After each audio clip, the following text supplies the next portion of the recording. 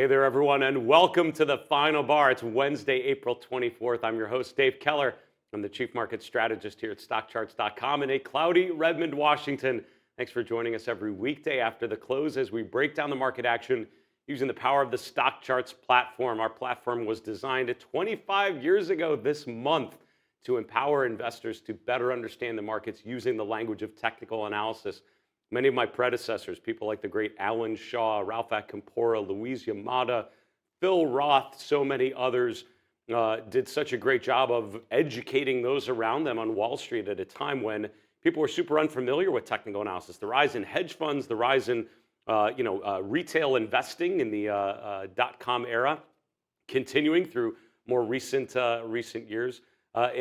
The technical analysis tool could arguably one of the best tools or one of the best sets of information to allow individual investors to have a chance of competing with the big firms. And I would say if you have a disciplined process of analyzing the markets using charts, you're going to be a step ahead of those that do not. And hopefully this show, The Final Bar, and our platform, Stockcharts.com, help you to answer those questions you're trying to answer.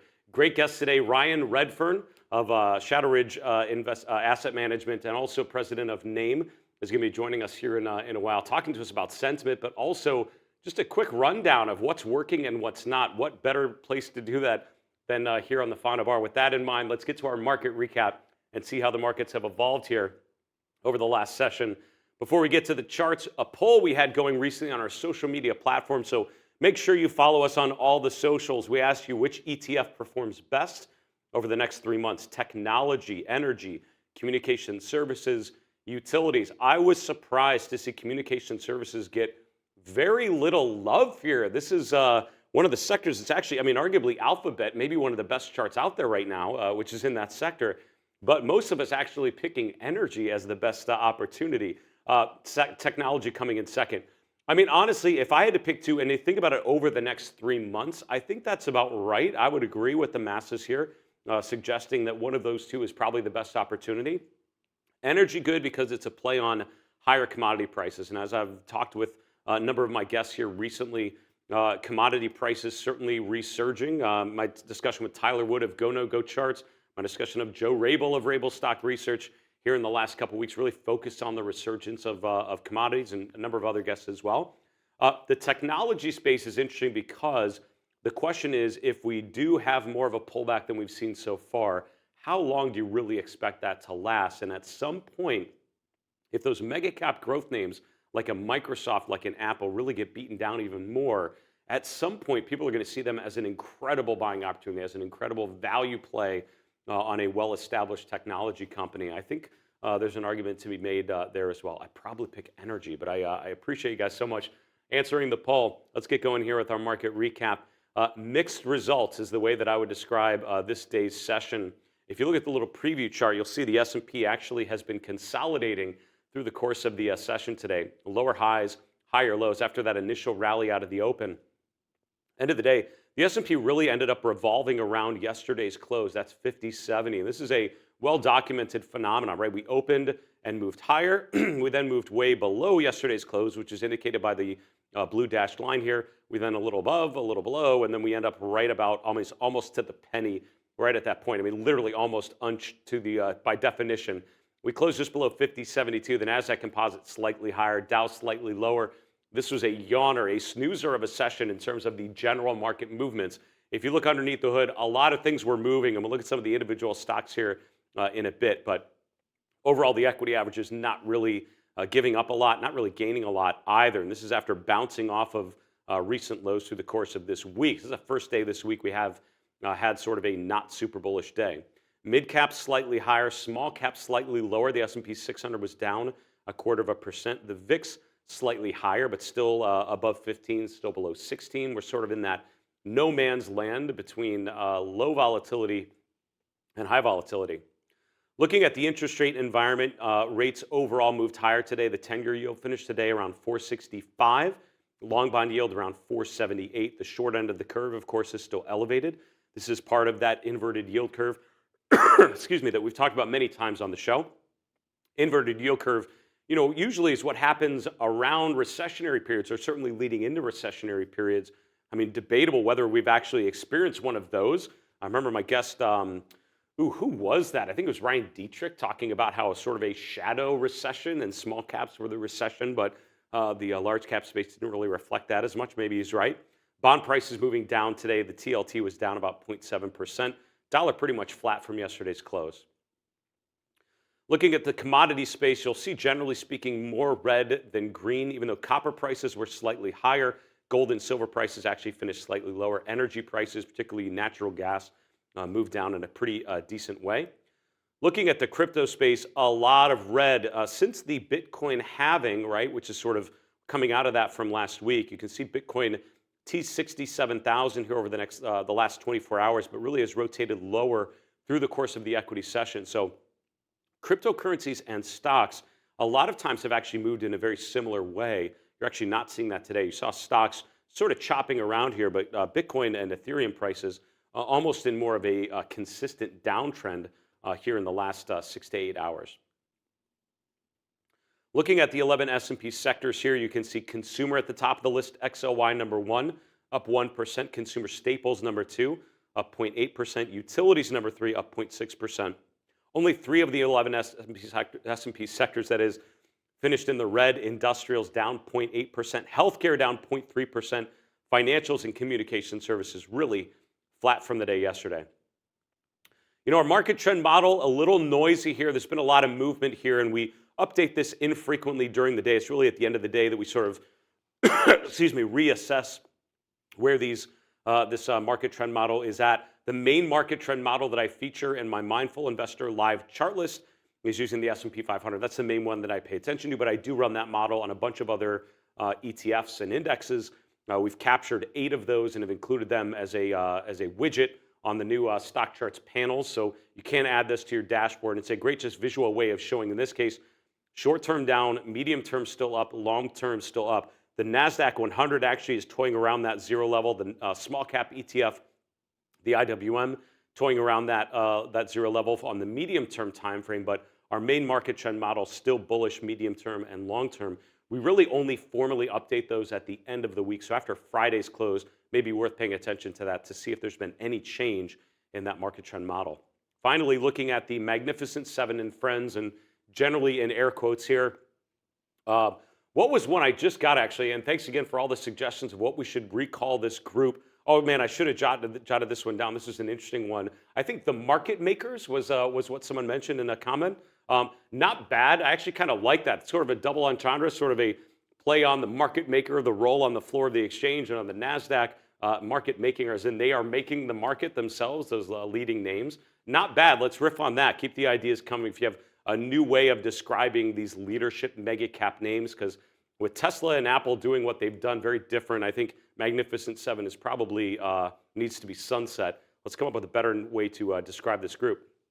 Having said that, out of these stocks, the two gaining the most today, Tesla and Apple. Tesla up 12%. Earnings after the close yesterday ended up being kind of a nice surprise to the upside. Tesla gapped higher, ended up being a bit of a doji candle today.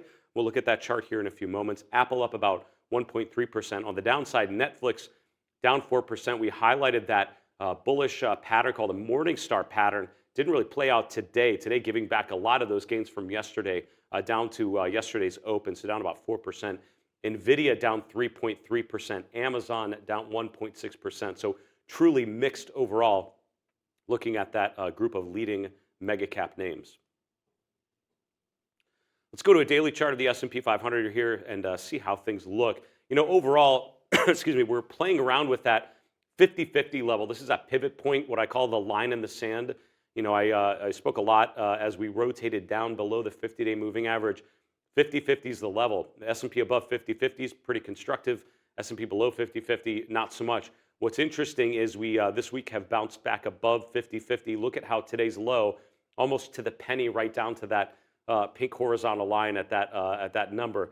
We ended up closing, above that slightly, but I would say through the course of this week, my main question would be, do we finish the week above or below? Tesla had pretty solid earnings. That's not enough to power the market higher because it's really driven by a lot of those other mega cap growth names as well, some of which actually got hurt quite a bit today. So seeing through earnings, we've got Let's see, Meta today after the close. Tomorrow we have Microsoft, Alphabet, Intel. These are big mega cap names in the technology communications sectors. Certainly have the possibility to propel the markets higher above the 50-day moving average.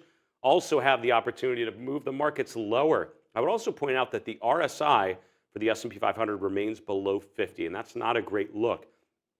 As a market sort of recovers after an initial sell-off, you really want to see the RSI power above 50, ideally power above 60. That would be sort of an all clear of sorts, telling you that there's enough upside momentum to propel the markets back to retest that previous high. And I did a webcast yesterday morning on Tuesday. One of the things I asked the participants, which comes first, the S&P breaking to new all-time highs again, or the S&P breaking below the 200-day moving average? We're kind of in the middle of that, right? So which comes first? A breakout to new highs above 5250, a breakdown below the 200-day at 4700. The responses were dead even, almost exactly, about 53 to 47%. Basically indecision, a coin flip, according to the viewers of that webcast. Which one comes first? First, I would encourage you to think about your own answer to that question. Drop a comment. Let me know which you feel is more likely to come first and why. What's going to get us to that particular level? I'd love to hear what you guys think.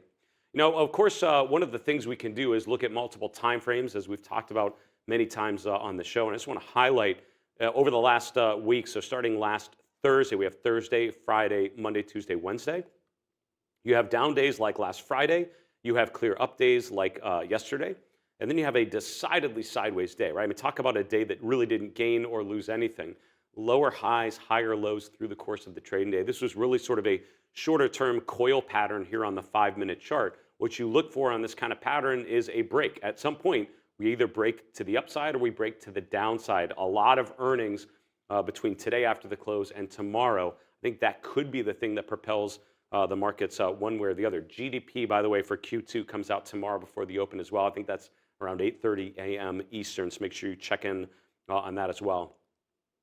Maybe one other chart here from our Mindful Investor Live chart list, and we're going to look at some earnings names here. The McClellan Oscillator as of yesterday's close. This updates once a day, well after the close, as we crunch all the data, make sure we have the right pricing to reflect that. But the McClellan Oscillator did break above the zero line yesterday. What I tend to look for is 2 days above or below that level, a break before I would change the color coding. So I'll be looking at that after the close today to see if we did indeed get back above the zero level. That would actually be kind of encouraging because that would mean the breadth is improving off of the lows. I'm not sure if we're going to see that given what's happened through the course of the day today. It might be sort of a coin flip based on what I'm seeing, but we'll check back in on that and report back on yesterday or tomorrow's show.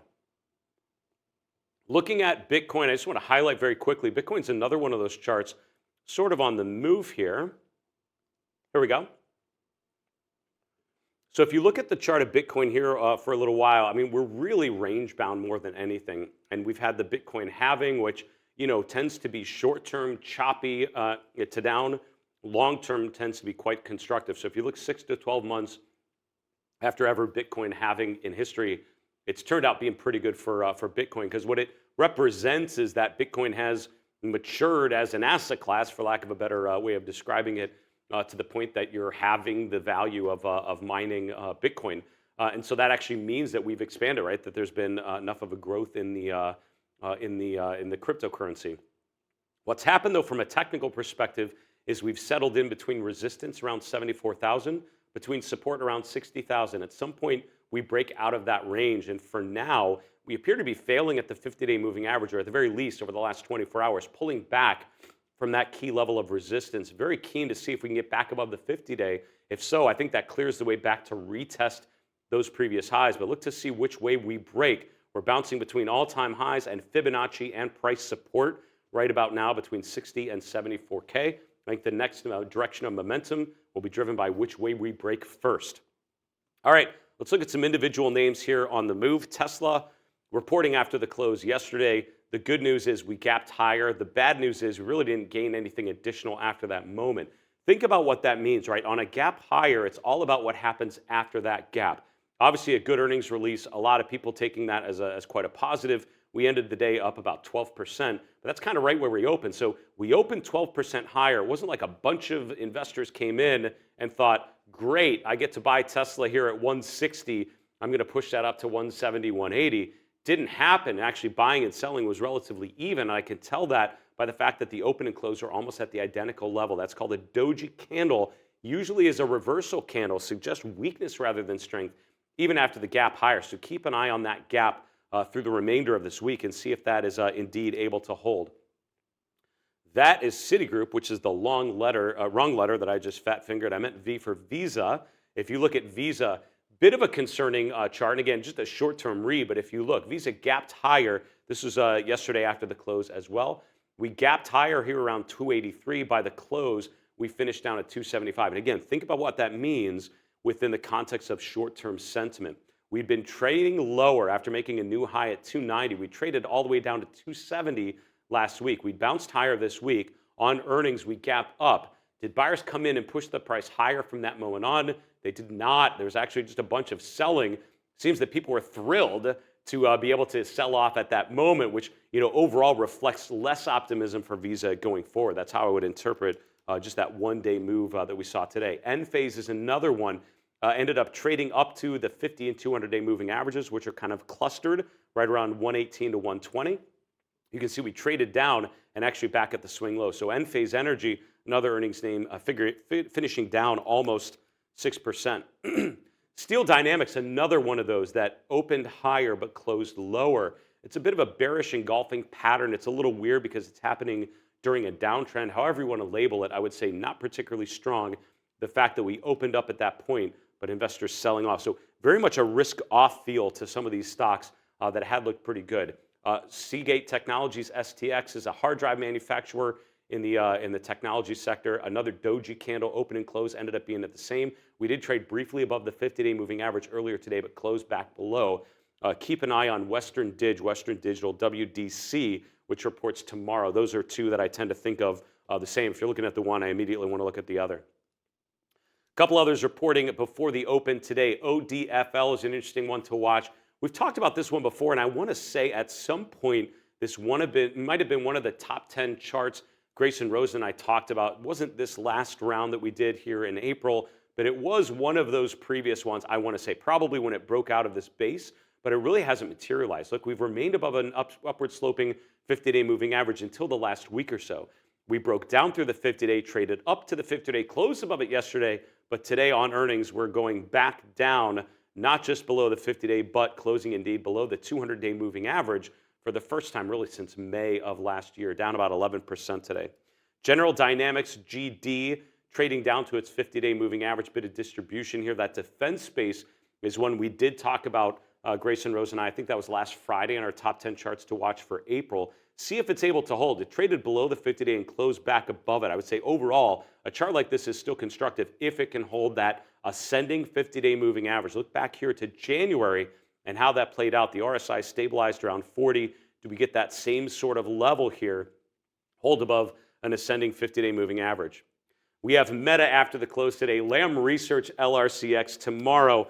Don't forget about Microsoft, Alphabet, Intel. A lot of stocks reporting earnings. It's a heavy, meaty time for company-specific news. Don't forget about the earnings calendar. Just click on Charts and Tools at the top of our website to make sure you can track the names that are reporting in the coming days and weeks. A couple quick announcements before we bring on today's guest, Ryan Redfern. First, we welcome your questions. We're going to do an all mailbag episode on Friday of this week. We'll do another one hopefully in the weeks to come. We'd love to answer one of your questions live on the air. The final bar at stockcharts.com is our email. And of course, here on YouTube, just drop a comment below the video that you're watching.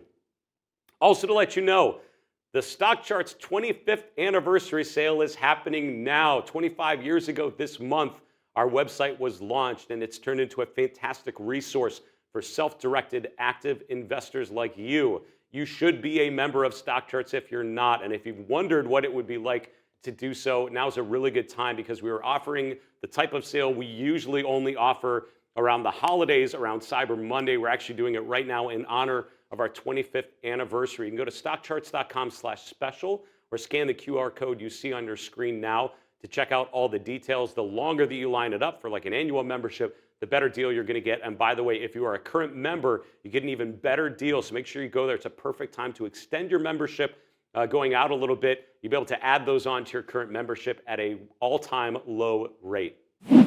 I want to welcome on today's guest, Ryan Redfern. Ryan's the President and Chief Investment Officer at Shadowridge Asset Management, coming to us from Austin, Texas. Also the President of NAME, the National Association of Active Investment Managers. Ryan, good to have you back. How are you these days? I'm awesome. Great to be back. Good to see you. No, it's good to chat with you. And the last time you were on, we dug into the NAME Exposure Index a little more, which is a sentiment indicator I like to highlight. What a pleasure to hear you as the president of the organization explaining some of the nuances. Now we have kind of a different way of looking at it using the point and figure methodology. I'm excited to see what this chart's telling you here. Let's get into it. Sure. And of course, to preface this is the NAME community is polled weekly every Wednesday to see that their status is how are they allocated at the end of the day, which is on a Wednesday. So are they, they could be up to positive 200 to negative 200 and then that range. And then we compile that and then it's posted on Thursday, just so you know what that is. Right. A NAME member and CMT John Rhoda pointed this out to me, that looking at the NAME sentiment index or exposure index on point and figure gives some interesting insights that we don't normally get. If you use the X's and O's, and I know enough to be dangerous because I'm a CMT, but I'm not a big point and figure guy. But what he was showing me is that when you start getting the O's as the sell signal, it tends to be pretty good in that context, right? The X's are a buy and the O's are a sell. So this one actually gave a sell signal the first week of April for that context. And then the last few have given decent signals to say, this is time to be in or this is time to be out based on how the managers are managing. And then there's a secondary look at it. I was talking to Rob Hanna of Quantifiable Edges, and he breaks it down into quintiles, right? So 20 and below, 20 to 40, 40 to 60, 60 to 80, and then everything over 80. And then broke those down into like what typically happens when the index is in those ranges, right? Okay. And what he found was typically when the market is trending up, so say above the 200-day moving average, just as a context, when it pulls back into that 40 to 60 range, the odds of the market being up over the next 1 week are very good. It has a very high profit rate. So it's an interesting way to come at it and use it for a pullback, a reference to see if this pullback is time to buy into it. It's so interesting. And no, this is so interesting, Ryan, and thanks so much for bringing this with you. So the number 4 here, for those that aren't familiar with the point and figure methodology, there's no date, generally assigned. This is looking at trends and just uptrends and downtrends. So little number 4 basically is the beginning of April. And as you mentioned, first week in April, you get that breakdown, a column of O's going below the previous column of O's. That's a classic sell signal, and really just the rotation that has gotten us down to the low 60%. And interesting to get down to that quintile between 40 and 60, something we should watch, relative to all the other pullback signals we've gotten. Talk us through some of the other charts you're looking at. Here we're looking at the S&P. We've obviously, first 3 months of the year, incredibly strong. April, very different feel, and now this week we're starting to bounce higher. How are you making sense of this current situation? Well, I think at this point we have to weigh, is this just a relief rally or was that the bottom and we need to come around? And the last time we were here, the market had just hit 5,000. And at that time, I think you were a little more bullish than I was. I'm thinking, this has got to be the top. It's got to be the top.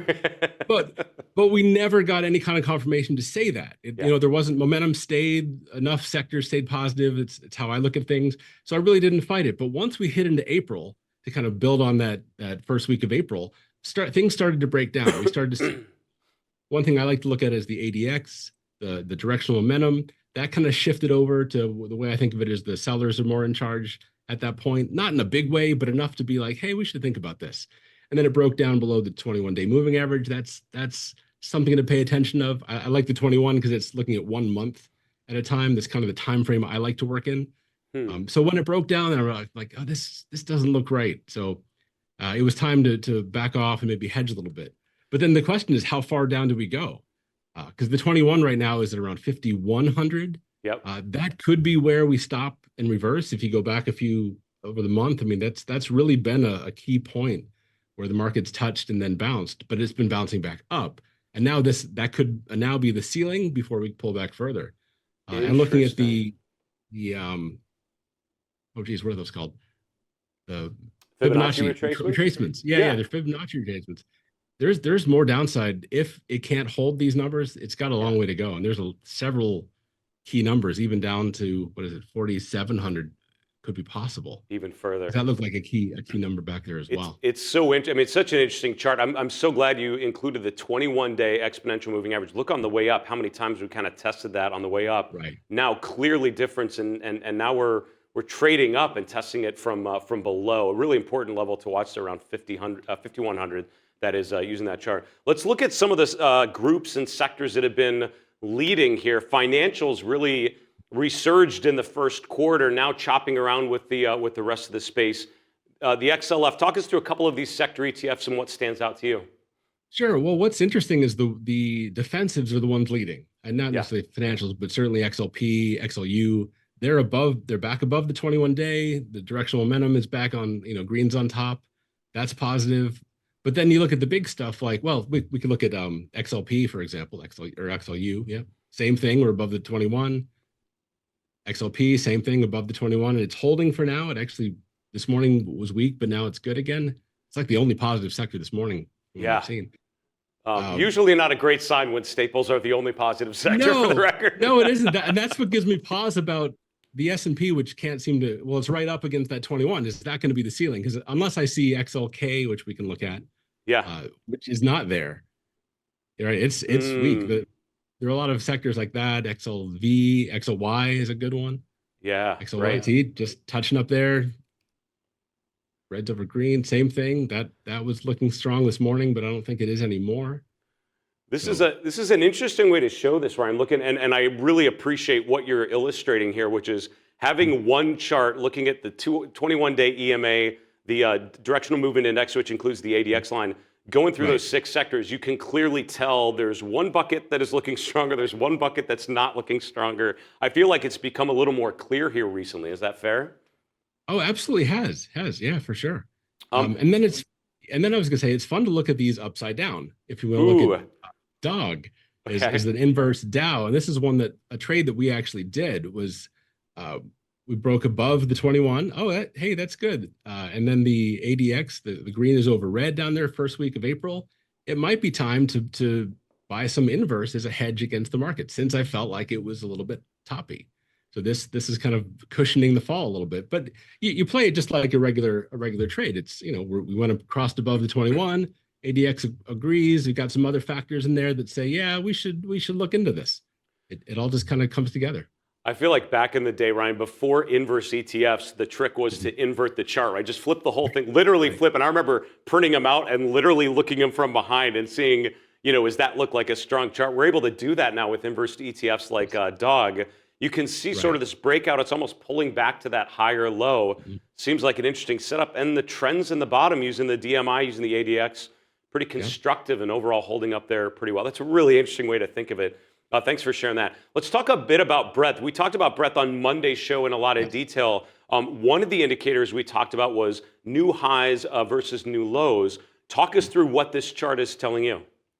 So mostly sometimes I'll just play with charts to make them look completely like they're not supposed to. It's just a weird habit of mine.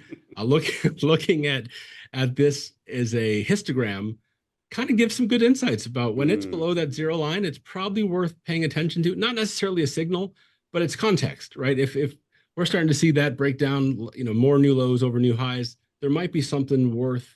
You want to be hedging. You might want to be reducing risk. You might want to be doing those things. But then when it moves back above, it's pretty much gets all clear when you start getting the ADX agree, the 21 agrees. You start getting agreements. It just helps build that case for which direction you want to be in the market, whether that's to play it safe, be hedged, be out, or if you want to be all in and in with leverage if you want to be. It's interesting how this is basically looking at new highs versus new lows, and which is stronger at any given time. You can see obviously a lot of new highs relative to new lows. Contrast that with September, October of last year. We've once again gone below the zero line. When you're thinking, take a step back for me. If you're looking at the S&P 500, I'll bring up the chart here again. When you're looking at the S&P sort of at a high level, just take us back to now versus maybe August, September, October of last year, where we had more of a protracted decline.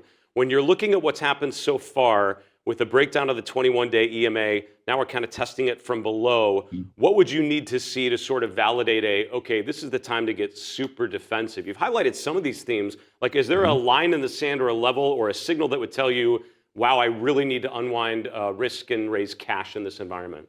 Right, right. Well, I really like to look at all the sectors in this context, the 200-day, the DMI, and all that. If I see the defensive start breaking down, then I'm like, okay, we need to be really hedged and really lock down the risk at that point. And we did back in September. I mean, there was a lot of reason to. I mean, I even have there's a Stockcharts alert feature that I love that I have a daily list of all the sectors and where they are on the ADX. Are they positive? Are they negative? So I look at, that's my first thing every day is like, how many sectors are positive? How many are negative? And that kind of gives me a good context for the day of how to be thinking about moving forward.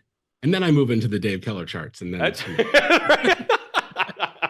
well said, Ryan. No, I love that one. And I do a similar thing with some chart lists, kind of focusing on just looking at that group, right? Those sectors and just seeing what the situation is. And then all the other things you look at after that's kind of informed by that initial assessment. Right. That's a great way to think of it. Just because we're in the midst of earnings season, Ryan, last question. We've got a lot of big earnings. We had Tesla, a number of the sort of former Magnificent Seven reporting this week. How do you sort of manage during a week like this? I know I would imagine you're probably not trading around earnings too much, but how do you deal with the earnings risk in a portfolio that you would be running? For us, we largely do indexes and sectors. We don't really dive too much into individual names. I do pay attention. I mean, it looked like Tesla had a good number overnight. I don't know how it's done this morning, but that's certainly affecting like the XLK or the indexes to some extent. But no, when you're, I think it more diversified in sectors and indexes kind of cushions that a little bit because there's going to be something else that's not going crazy that day. It tends to mute that volatility, which is always my goal, is to keep volatility as low as I can. I think that's well said, Ryan. I mean, obviously looking at ETFs, a larger group, you hopefully diversify away from the risk from individual names. That's very well said. Ryan, listen, it's great to see you again. Thanks for bringing some interesting charts with you as always. Look forward to talking to you again soon, but in the meantime, be well and all the best there in Austin, all right? Thanks, Dave. That's Ryan Redfern. Ryan's the President and Chief Investment Officer at Shadowridge Asset Management, also the President of NAME. We often highlight the NAME Exposure Index, part of our sentiment toolkit, really looking at money managers like Ryan and others. How are they positioned? The fact that you get to have that sort of insights into how money managers are positioning themselves, what a great benefit. I mean, why not look at that sort of information? I love that chart at the end about the new highs and new lows. I might gently borrow that and credit Ryan with the win. Thanks so much there to Ryan Redfern of Shadowridge Asset Management. Folks, we got to wrap the show. And thanks so much for joining us every weekday after the close for the Final Bar. Again, special thank you to Ryan Redfern joining us from Austin. For Stockcharts in Redmond, Washington, I'm Dave Keller. Be well, stay safe, have a good night.